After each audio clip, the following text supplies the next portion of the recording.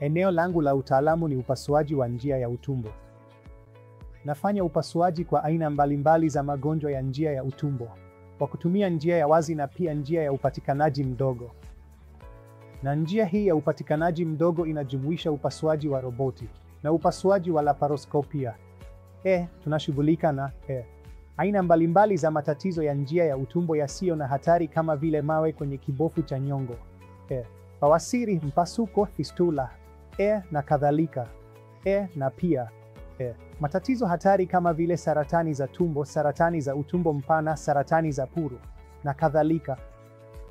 Nina furaha kubwa kusema kwamba tunapata matokeo bora na kiwango cha huduma tunachotoa kwa wagonjwa wetu hapa katika hospitali za Apollo Chennai ni sawa na viwango vya kimataifa, na tunaendelea kufanya juhudi zetu kutoa huduma za afya za kiwango cha kimataifa kwa wagonjwa wetu.